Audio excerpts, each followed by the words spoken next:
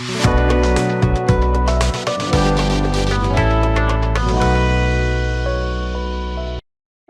good afternoon or evening or morning even, depending on where you're dialing in from. My name is Ojamal Chai. I'm the managing partner of the creative economy practice at CC Hub.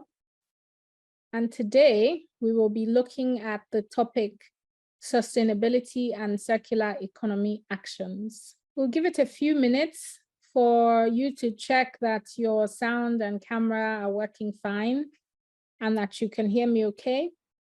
If you can hear me, could you put in the chat what you know about eco-innovation and the circular economy? So put in the chat what you know about eco-innovation and the circular economy, if you can hear me, so I know you can hear me. As is the usual practice, we've got translation in French, in Arabic, and in Portuguese. So do switch over to those channels by clicking on the interpretation button and switching to the language of your preference so that you can follow the session. While that is going on, please tell me in the chat what you know about eco-innovation and circular economy. Thank you, Kudzai. Kudzai says circular economy is a closed loop system that uses old materials as new. Absolutely. Kudzai, you are absolutely right. Any other thoughts? Any other ways to describe circular economy? Keep putting it in the chat and we'll come back to the chat. In the meantime, if you can, do switch on your camera. The microphones are muted as normal. If you've got any question, put them in the chat box and we will come to them either in the course of the session or at the end of the session. If you've got anything to say, write it in the chat. Please do participate actively and do give space to other people to participate as well. Please do write in the chat what you know about eco-innovation and sustainability as we go along. As I mentioned, the focus today is eco-innovation and the circular economy. And we're introducing you to those concepts as well as introducing you to sustainability practices. So that's what today will focus on. Right, as Kudzai had mentioned in the chat, the circular economy is that closed loop that tries to use old materials as new. Another way to put that is by saying the circular economy is an economic system designed to eliminate waste and promote the sustainable use of resources. Thank you, Augustina Balogun. You're describing eco-innovation there as business creativity that helps you work with what is available for production in that location. Absolutely. Eco-innovation means developing and deploying new or improved products, processes, and services that reduce environmental impact. And these two concepts, the circular economy and eco-innovation, are important for achieving sustainability goals, such as reducing greenhouse gas emissions, which are affecting our climate, and conserving natural resources, but also promoting social equity. And we'll talk about all those in the course of the session today. So there's some key principles of the circular economy. The first principle is reduce. The second principle is to reuse. And the third principle is to recycle. I'm mindful that some of you may already be familiar with these principles, but remember that there's some people in the sessions that may not be. So we have to start from the very beginning. And hopefully it's useful to even people that are familiar with the concepts. So when you think about the principle of reduce in the circular economy, it's focusing on reducing the consumption of resources and minimizing the generation of waste. Some of you may know that the fashion industry and the textile industry is one of the biggest polluters of the planet. And so this reduce principle is very much around how do you get sectors and industries to reduce the consumption of resources that they use and minimize waste. The second principle is about reusing. And as Kudzai had mentioned at the beginning of the session, it involves using products or materials more than once, either by repairing them or refurbishing them, or by finding new ways to use them. So that's the second principle. The first one was reduce the use of natural resources. The second one is reuse. And then the third one is recycle. And the principle of recycling involves recovering materials and energy from waste and creating new products or generating new energy. So reuse means it doesn't actually, it takes longer for the materials to become waste, but recycle means when the materials have become waste, you find new ways to use them or generate value from them. Now, you may be wondering, that's all well and good to reduce, reuse, and recycle. What does that look like specifically in the fashion sector? So if you think about a garment or an accessory or a leather good, the process starts from obviously making the product, and then it gets to the retail store or wherever you sell it, your e-commerce, however you sell. It's retail to a user. And there are many ways that there are many ways that in that production cycle, you can reduce the amount of water you use, you can reduce the amount of waste you generate from the making process. There are many ways that reduction and that principle of reduce comes into play in terms of how it's produced, in terms of how it's retailed. And then when it gets to the user, when you're thinking about reusing, think about repairing. So a user buys a dress, for example, a button falls off. In many countries with fast fashion, where the cost of garments and the retail sector is so active, a button falls off, you discard the garment, you don't wear it again, and you go and buy the next season's shirt or shoe or whatever. And what the principles of sustainability and circular economy advocate for is we should repair more. And when items are still in their usable life, we should look at repairing rather than replacing. And there are many ways and many techniques for this repairing and doing it yourself. And in fact, there are many communities on Facebook, for example, that are committed to this principle of repairing and doing it yourself in terms of reusing fashion and other types of apparel and accessories.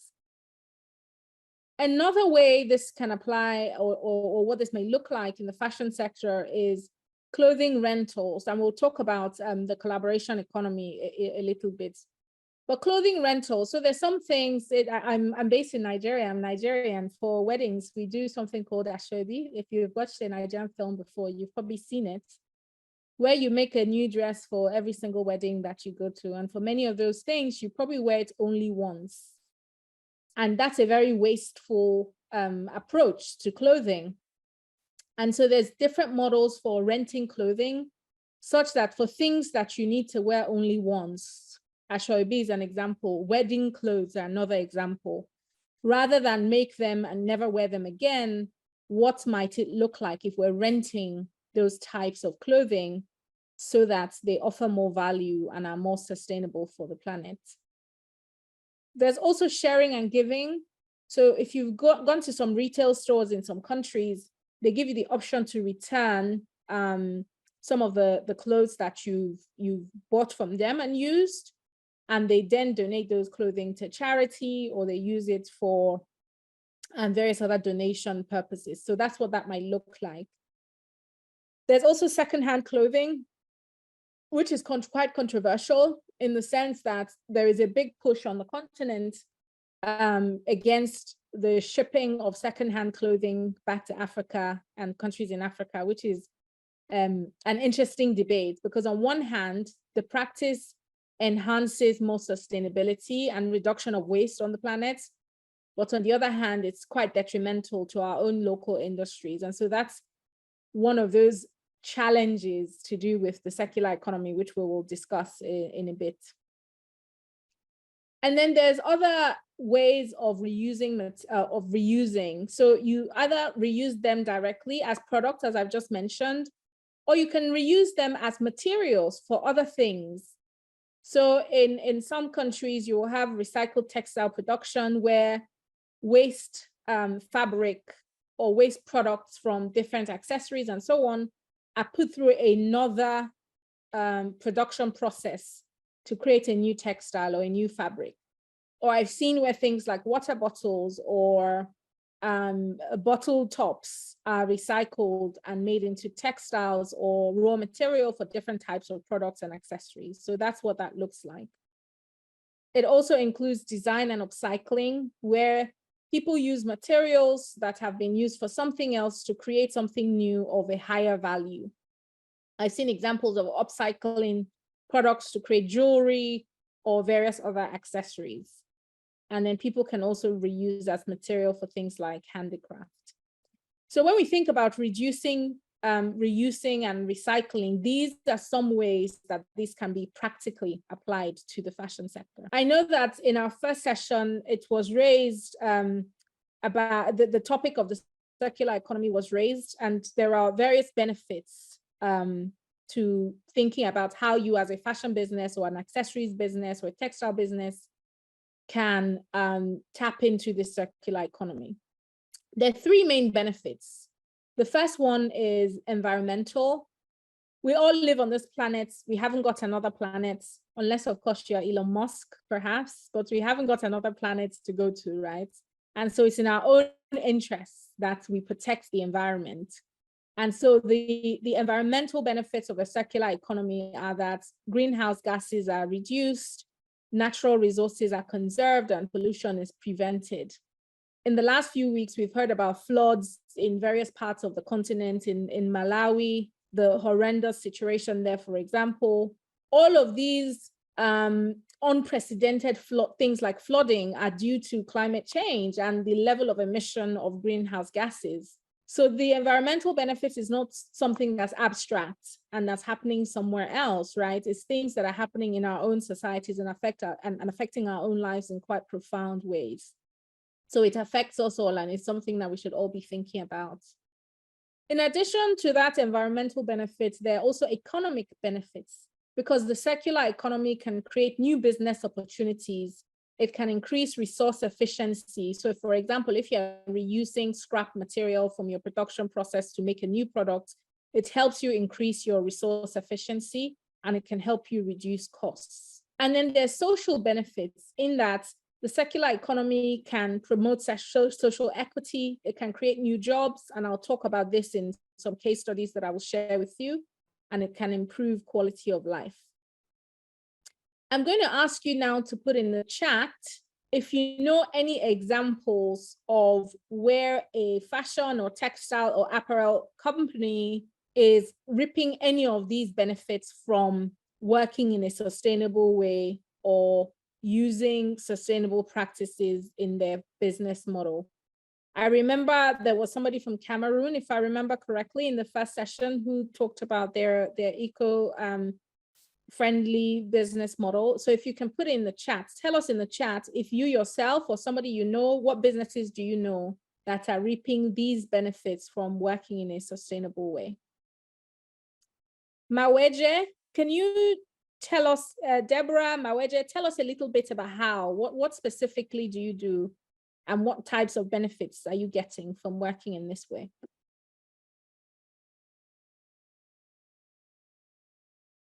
I guess people are typing, so tell us in the chat. Okay, perfect. Bernadette says they use all their scrap fabrics to make new products. Nothing gets thrown away. Absolutely.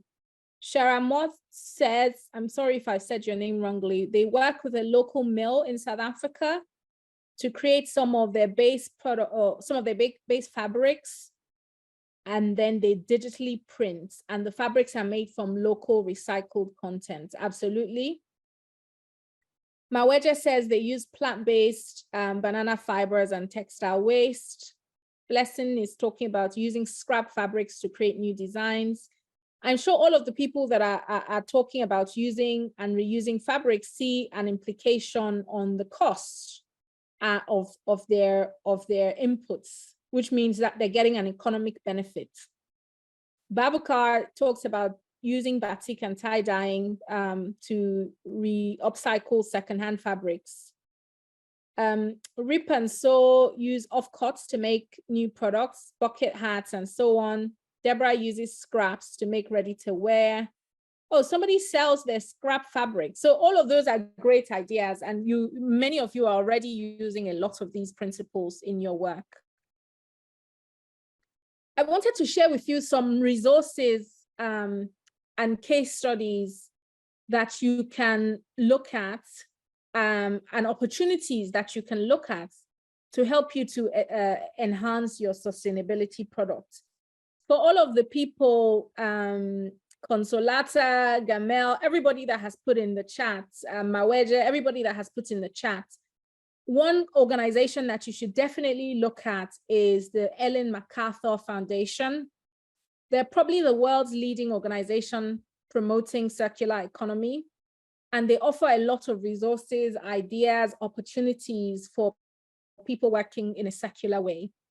And so I would really encourage all of you to look at this organization. We can put the links to everything I mentioned in the chat in the WhatsApp group after the session, so that you can look at them. I'm seeing more and more examples coming using scrap fabric. So you should definitely check out the Ellen MacArthur Foundation. Their mission is to accelerate the transition to a circular economy by working with businesses, with governments, and with other stakeholders.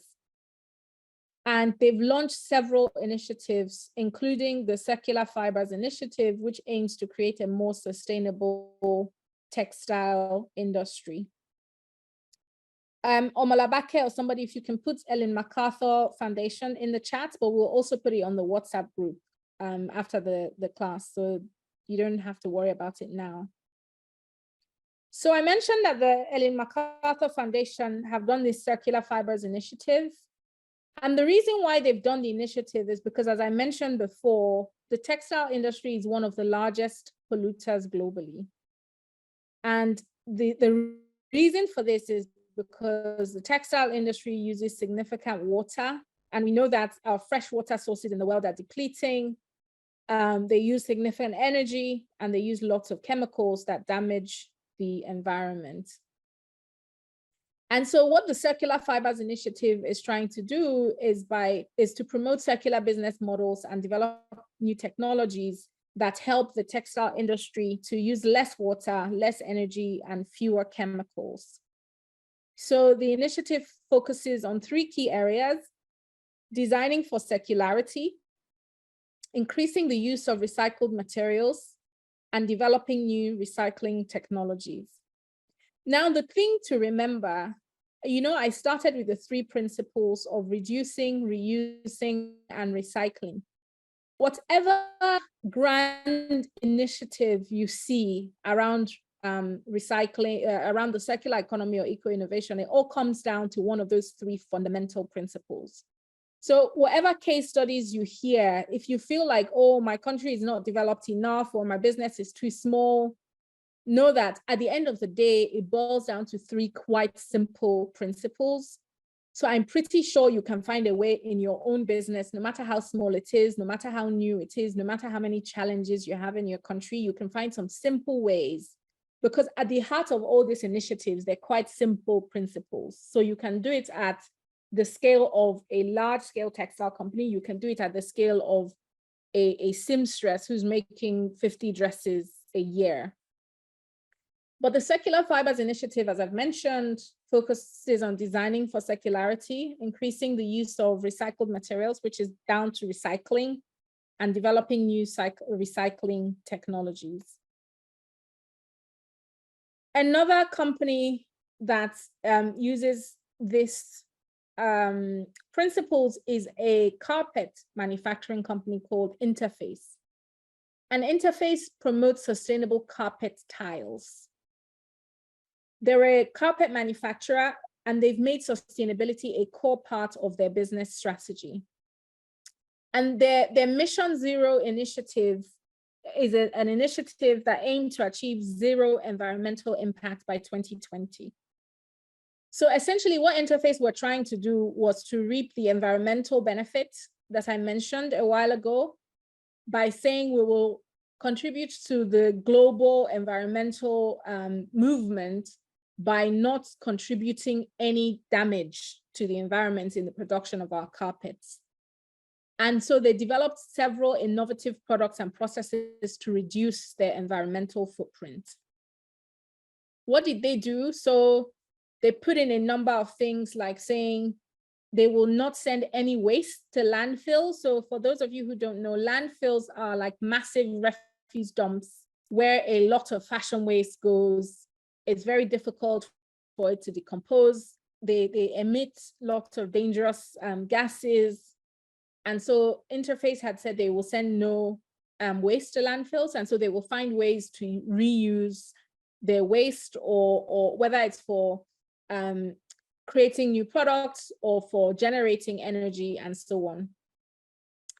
They also say they'll do zero greenhouse gas emissions and zero water usage. Interface achieved, remember the target was by 2020, they achieved several of their targets. They reduced their greenhouse gas emissions by 96%, and they achieved zero waste to the landfill.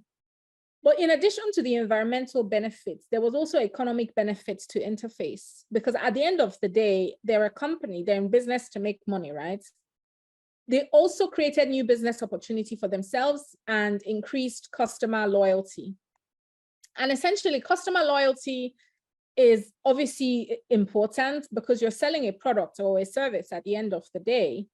And increasingly, particularly with millennials and Gen Zs, people that were born 1980, 1981 to date, they're a lot more conscious about the environment in many countries. And so the more you as a business can say that you're behaving responsibly and you're using all these initiatives that are using local products or recycling or reusing, the more you can say that, the more loyalty you get from those millennial and Gen Z audiences. And even people outside of those age groups are also interested in the planet. And so a company like Interface has improved their bottom line by making a commitment to zero waste, zero water, and nothing going to landfills. Another company that promotes eco-innovation is the electricity company Philips, or the innovation or technology company Philips. Some of you may know Philips products. They make bulbs, they make irons, they make all kinds of equipment that you may even use in your own business. They also made sustainability a core part of their strategy, and they created a project, a program called EcoVision. And essentially what EcoVision aims to do is to create sustainable products and reduce environmental impact. In their case, they focused on green products, sustainable operations, and people and society. And essentially, they had similar targets to Interface, the carpet manufacturer. They wanted to reduce their greenhouse emissions, they wanted to reduce waste, and they wanted to increase the use of renewable energy. So I'll keep reminding you that for all of these case studies I'm showing you, at the end of the day, it still goes back to those three fundamental principles of reducing, reusing, and recycling. So when you look at these targets, even though these are sophisticated technology and manufacturing companies, their strategies and their plans for their multi-million-dollar businesses still boil down to those three principles, and it's applicable across a range of sectors, as I'm showing you, across a range of business sizes. And I'll show you other business sizes, because you may be saying, oh, these are big companies, they can afford to do it. I'll show you other scales of companies that are also using sustainability. Philips has reduced their greenhouse emissions by 50%, and they've increased the use of renewable energy as it relates to their products to 60%. Similar to Interface, they also had an impact on their bottom line because it created new business opportunities for them and it increased their customer loyalty. So if you're worried that, oh, I need to eat today, right? I need to make money today. the environmental benefit is too nebulous. You know, it's not something that I can reap benefit from immediately. Rest assured, from these case studies I'm showing you, you can contribute to environmental benefit and you can make money while doing that. From the examples that we saw in the chat, where people are reusing scrap, as I mentioned before, their costs are reducing. If your costs reduce, it means your profits increases, right? If everything else stays constant. Or if you create new products, it means that you have other sources of revenue. So there's certainly economic benefits to thinking about ways that you can make your business more environmentally friendly and tap more into the circular economy. I wanted to also show you a specific fashion example, an African example. Does anybody here know Studio 189 in Ghana? If you put in the chat, anybody in Ghana that knows Studio 189? Yes, thank you. Okay, perfect. Thank you, Sariaka. Thank you, Ilse. I hope I said your name correctly. So I haven't made it up, right? This is a brand that exists. They were founded in Ghana in 2013. And fundamentally, their principles are based on eco-innovation and circular economy principles. Essentially, what they do is that they upcycle textile waste from garment factories in Ghana into high-end fashion pieces. They also then collaborate with a local weaving community in Ghana to produce fabric from recycled plastic waste, and they're creating a closed-loop supply chain. I think it was Kudzai that said at the beginning about the closed loop, and that's what Studio 89 do. Sabine, yes, Studio 89 is a partnership between Rosario Dawn and a Ghanaian fashion entrepreneur. His name, I think, is Afua something. I forget her last name. But essentially, they prioritize, Studio 189 prioritize ethical and sustainable production practices. They employ local artisans, and they ensure fair wages and safe working conditions. So remember when I was talking, Dion, thank you, Abrima Erwia is the co-founder, the Ghanaian co-founder. Thank you for that.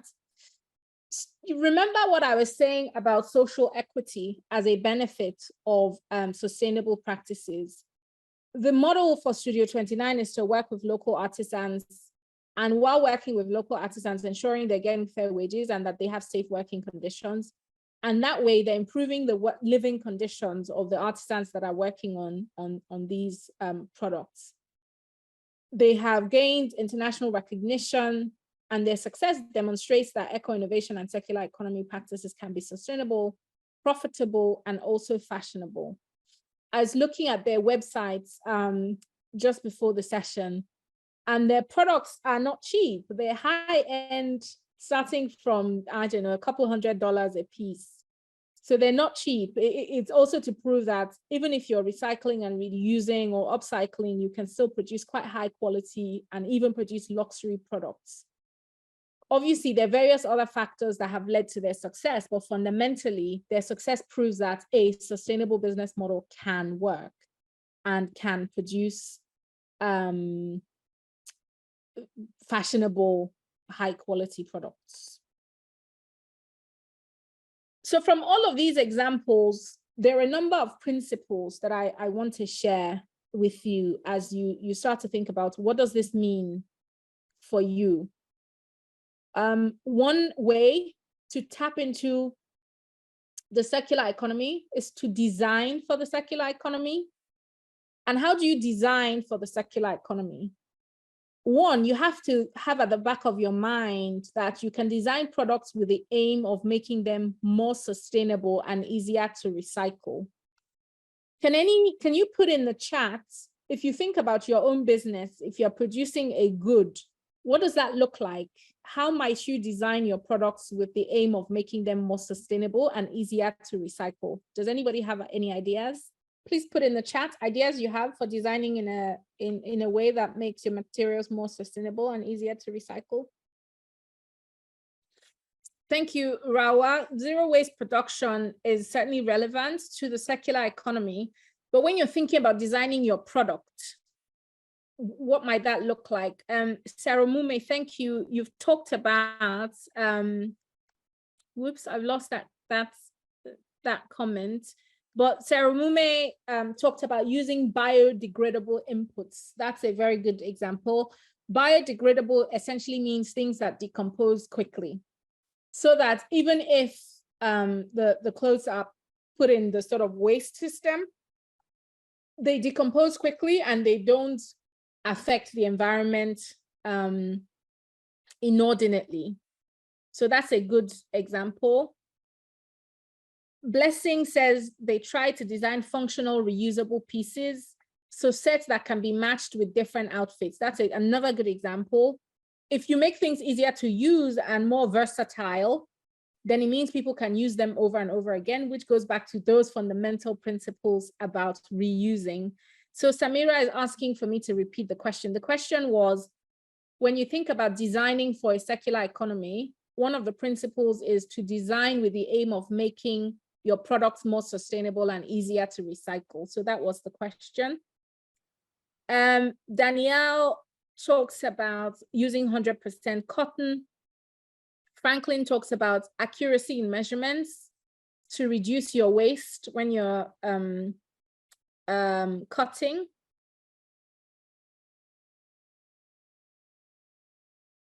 Kehinde talks about using quality fabric. This is a very good example, because if you use high quality products, chances are the requirement to throw away the garment quicker is reduced, right? If you have a good quality jacket that is versatile, as somebody else had said, you can use it over and over and over and over again. If the quality is good, it doesn't fade easily. And so it means that you've designed the product so that it's easy for people to use it for a long time. So that's an example.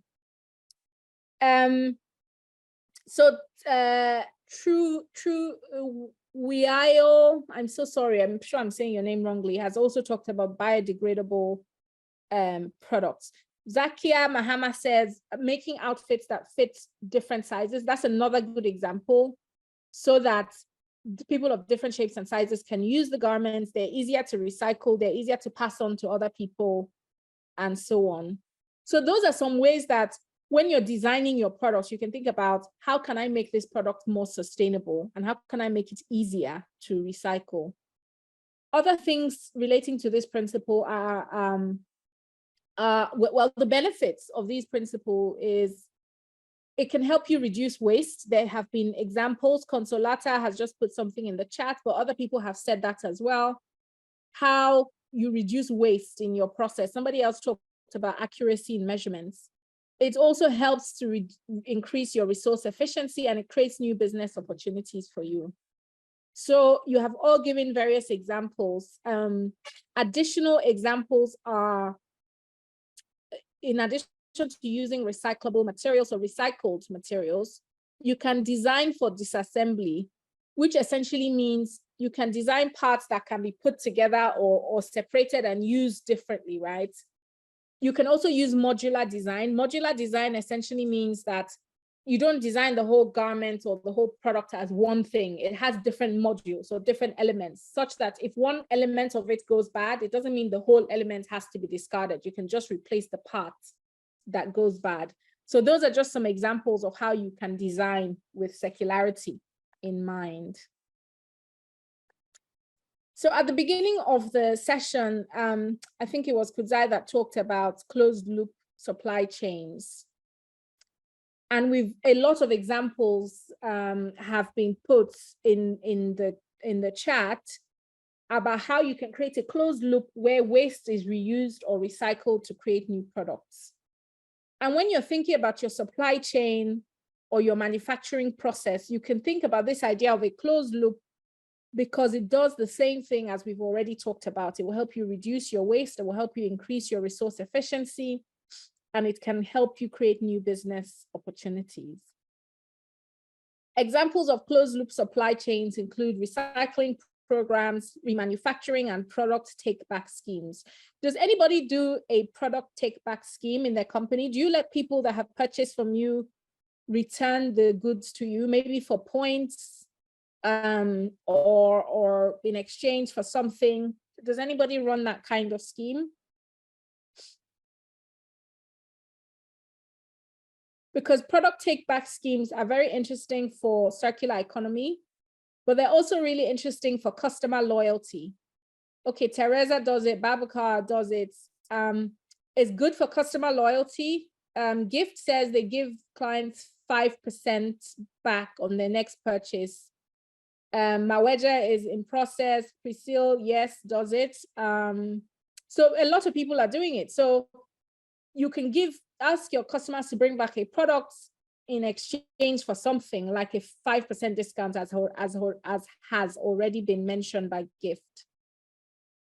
Mercy makes wedding dresses. They accept the dresses back and they make alterations so that they can repurpose it. Marianne does it as well. So these are examples of principles that you can incorporate in your business structure to create a stronger circularity in your business model. Another principle that you can use is something called product life extension. So in one of the earlier slides, I was talking about how to repair. So let's say a button falls off and you fix it. That's an example of extending the product life. It essentially means extending the life of a product by reusing or repairing or refurbishing. Again, at the end of the day, eco-innovation, sustainability, circular economy, all these terms relate to how do you limit the environmental impact of what you're doing while also building business opportunities for yourself. So an example of product life extension includes repair services, refurbishment programs, and secondhand markets. Does anybody here offer repair services? So if people buy something from you, they can come back to you to fix it if something goes wrong with it. I see some hands being raised. If you've got a question, please put it in the chat. Deborah does it. Oops. Okay, lots of people do it. Danielle, Ilsa. Yes, Sarah Mume, exactly, Deborah. So quite a few people do it. So this is an exciting and efficient way to contribute to the circular economy by offering repair services. And then yet another principle for this is something called collaborative consumption. Collaborative consumption, who wants to give an example of collaborative consumption in the chat? Anybody knows what that is? Collaborative consumption. Anybody wants to guess? It involves sharing resources and products to reduce waste. Gamal, thanks very much. Clothing rental is exactly that. Clothing rental is collaborative consumption, which essentially means that we are consuming together. So you're renting out a wedding dress, 10 people use that same wedding dress. We're consuming collaboratively. So instead of 10 different wedding dresses being bought, then those 10 people are using one wedding dress. That's what collaborative consumption is. And it's applicable in so many sectors. You can see collaborative consumptions in things like Uber, where you don't need to have a car because we all share these private cars as public transport, or tool libraries. Has anybody heard about a tool library before?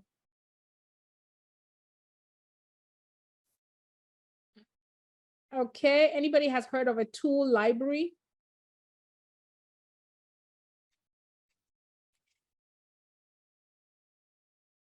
Yes, somebody called iPhone is saying that they provide costumes for films and shooting. Okay, so a tool library is essentially, if you think about a book library, which is where the name comes from, a book library is a place where you have books that you can go and borrow, read, and return.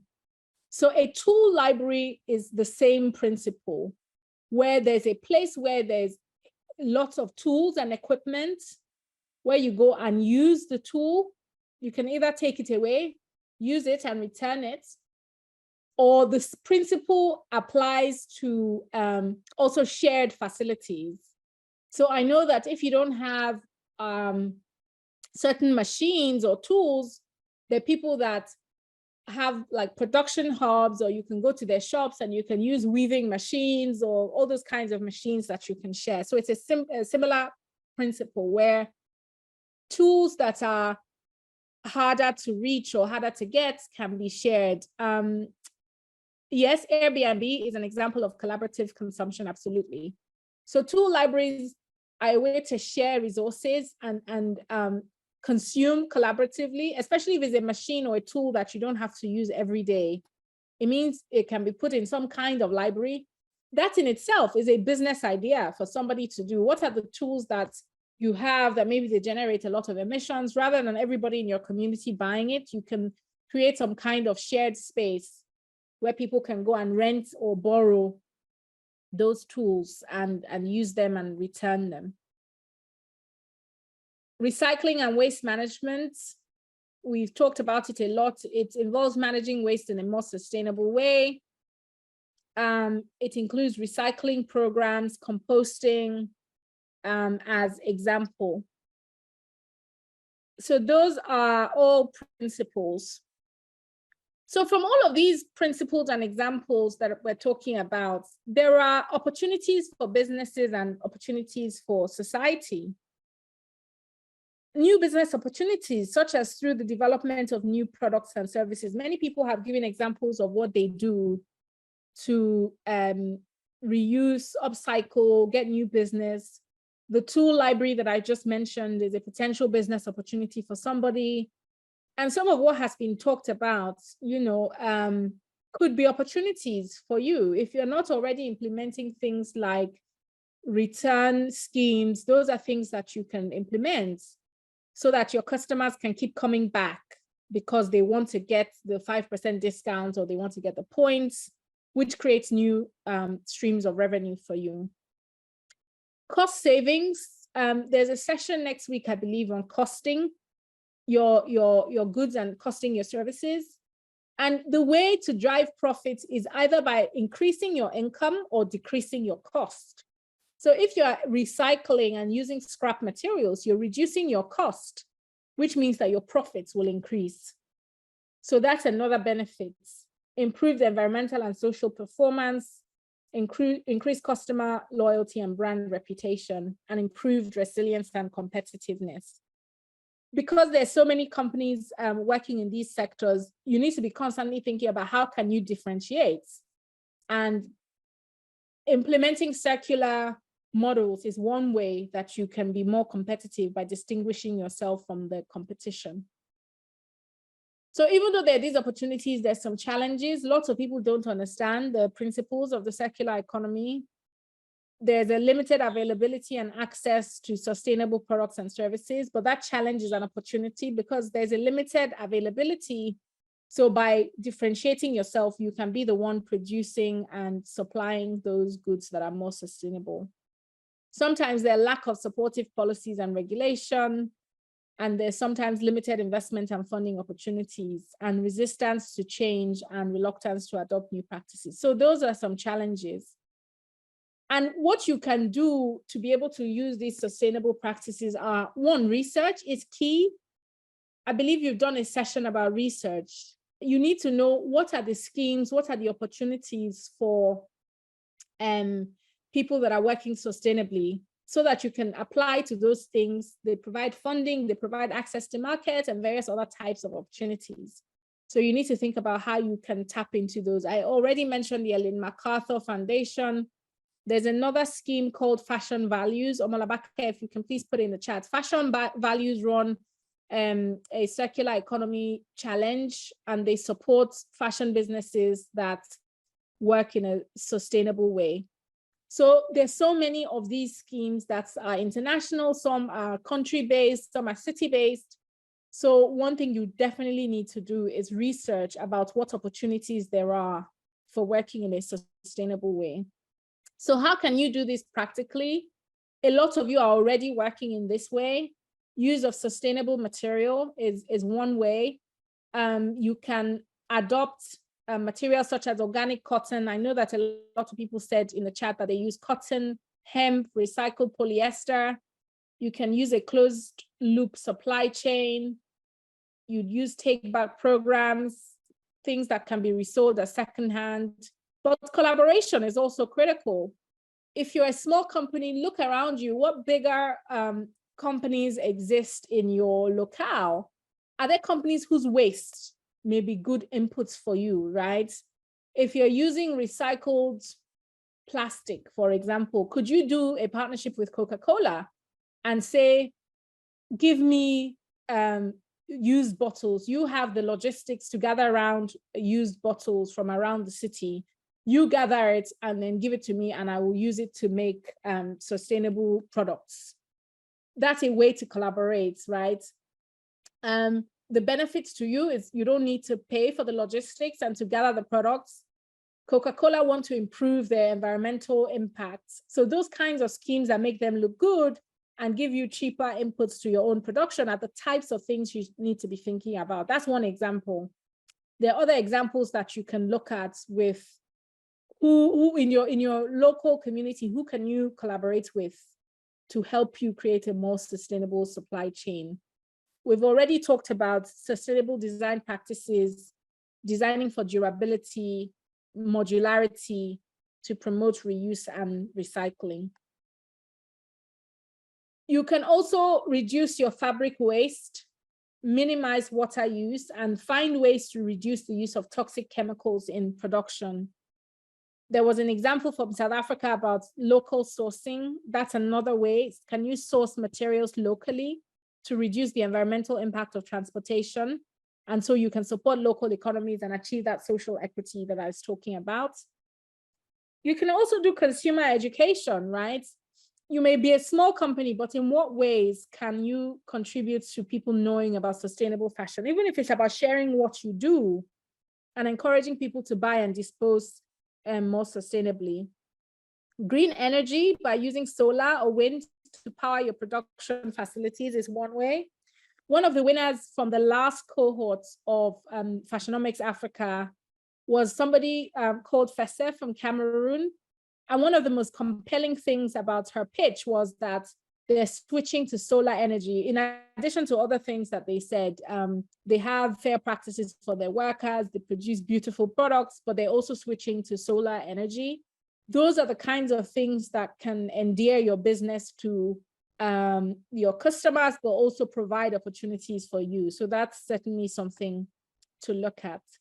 I mentioned that we have additional resources, and we will share all these links in the chat, but I'm going to stop here now so that we can have a bit of a discussion. And if you've got any questions or comments, we can take them now.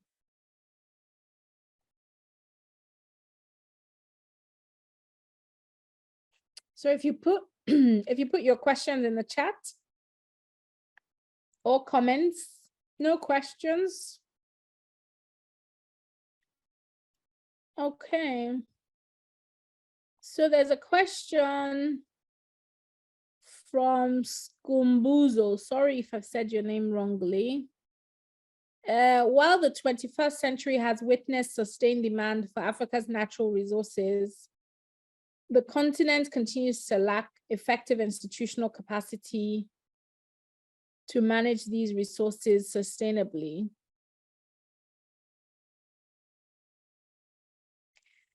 So that's unfortunately the reality in our continent. And I think the way that we can overcome that is through a number of things. Advocacy is a key thing. We need to keep pressing our governments and our legislature and our policymakers to make better policies relating to the environment, but also to take action.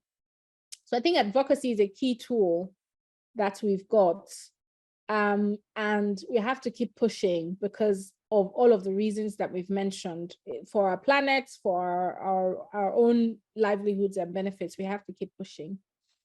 Rawa is asking, is it possible to call a brand a sustainable brand if it has not met 100% practice of sustainability? Absolutely, Rawa. So if you remember, the first example I gave you with Interface, the carpet manufacturing company, they achieved 96% of their sustainability. They were not 100%.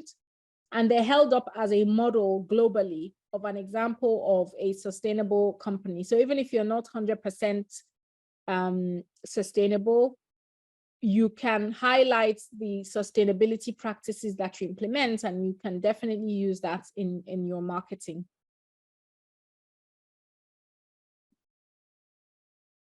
There's a question in Portuguese. Omolabake, can you translate for me, please? Any other questions? Omolabake, can you translate the Portuguese question for me, please? Oluwatoyin is talking about shoes from plastic waste. Okay, so Uzuri Atelier makes accessories such as handbags with cardboard fabrics, such as African prints and handmade. Can we be considered sustainable? So I think, one, when you think about, and then there's a question from Victoria, what qualifies a brand to be considered a sustainable business? So I think there are a few things that can make you to be considered sustainable. Number one is, does your business strategy have a target for sustainability? So applying the principles that we talked about, whether it's extending product life, whether it's reducing your emissions, whether it's upcycling, do you have a written strategy that your business is following? I think you've done a session on business model canvas, or if you haven't, you will. But in your business model canvas, are there specific parts of your business model that talk about what your sustainability practices are? Do you have a plan to implement those things? And are you actually doing some of those things in that plan? I would say that's what qualifies you to be considered sustainable. It can't be something that you do when it's convenient. It has to be an integral part of your business model. It has to be an integral part of the way that you're running your production, your distribution, and it has to be, it's not, sustainability is not a destination, it's a journey. As you saw with the examples that we shared, some companies set targets, 5-year targets, 10-year targets. By this point in the future, we want to be zero emission, but you're not going to be zero emission from day one. Each year, you have an incremental target that you're working towards. So for both questions about what you need to do to be considered sustainable, you have to have it as a clear strategic vision for your company. It has to be written in your business model canvas. It has to be something that's built into your whole value chain, from production to distribution to consumption of your products. It has to be based on those 3 principles, fundamental principles that we talked about. So once you're doing all those things, then definitely you can say that you're on the path to sustainability, because as I said, it's a journey. It's hardly a destination, because every day there are new and better technologies, every day there are new initiatives. So it's the strategic approach, and you already have been in the process of implementing those things. I think those are the things that make you a sustainable company. Obviously, when you're thinking about your marketing, you also have to be authentic and honest. And so when you're thinking about using the sustainability tag, you need to think about how you present that in a way that's authentic and true, and does not claim that you're doing things that you're not doing. And then there are different sustainability sort of, I want to call them badges, right? So if you think of something like in a different sector, if you think of something like fair trade coffee, there are things you have to do before they can say you're fair trade. So if you're talking about a specific sustainability badge, either that a company is running, then those kinds of schemes, and the different schemes like that, where you can get a badge or an accreditation for sustainability, for those ones, there are specific milestones you have to achieve to be able to get those badges or those accreditations. But generally speaking, if we're talking about what qualifies you to be a sustainable company, is that it's part of a core part of your business strategy. Is there a way the program can support you to acquire B Corp certificate? Unfortunately not, Maweja. Hopefully the knowledge and information can help. Also look at some of the links that we've shared, because there are lots of resources and opportunities there, but in this program, unfortunately, there's no specific provision for that.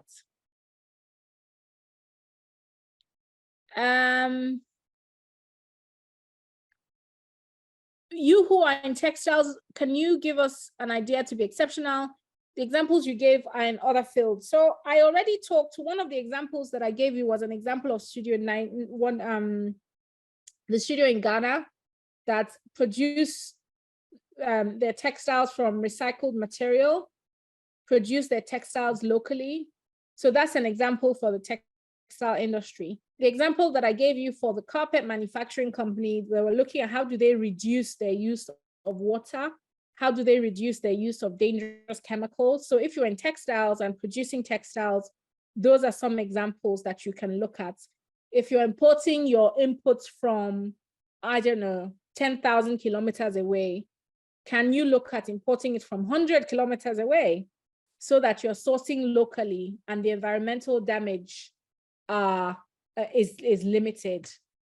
So those are some things that you can do.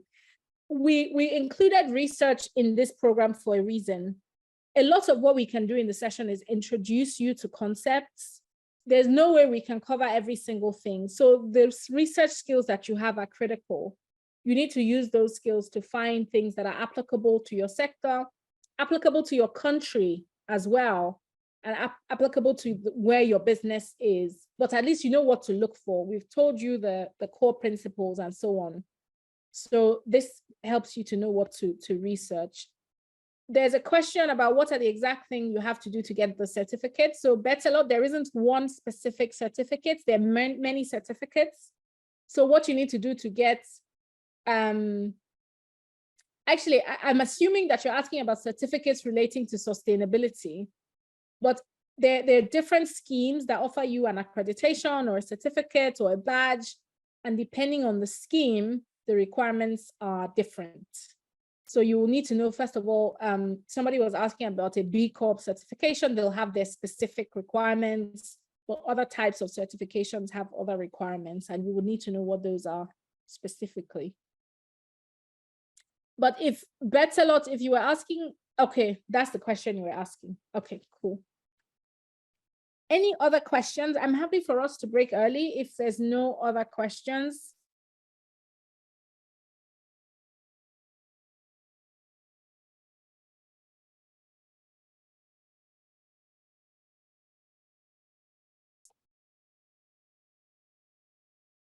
Okay. I think there are no further questions, so we can break here. If you're not in the WhatsApp group, my colleagues will put the link to the WhatsApp group in the chat so that you can join, because we will share the links and resources in the WhatsApp group, and you can have further discussions or questions there. Nomonde is asking, does anyone here use a sewing machine that is solar powered?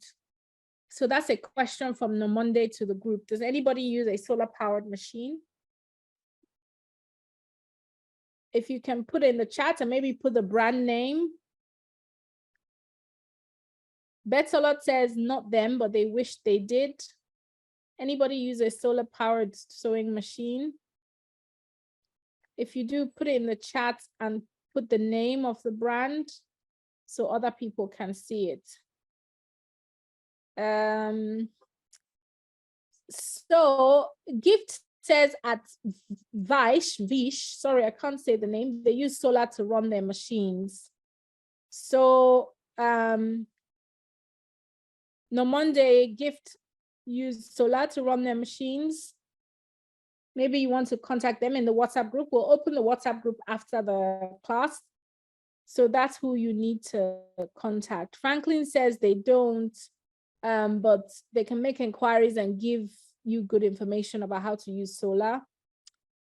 So we'll open the chat after this. and you can reach out to Franklin and Gift to get more information. Marina is asking, is there a way to review the class today? We will put the recording in the chat. And apologies, we know we're a bit behind on putting the recordings. We will aim to do that in the next few days. And once we do it, we'll put it in the WhatsApp group. So look out for the sessions, the previous ones and this one in the next few days. We'll put it in the chat. We'll put it on Moodle and we will let you know in the chat. So if you haven't joined the WhatsApp group, please go to the chat. The link to the WhatsApp group is there. Omalabake, please put the link again in case it has gone too far for people to see. So thanks everyone. It's been a short session today, but hopefully useful. If you have any further questions, do put them in the chat and we'll be more than happy to provide responses. Thanks very much. Enjoy the rest of your day. And to our colleagues that are fasting and have started Ramadan, Ramadan Mubarak to you. Thank you all for joining.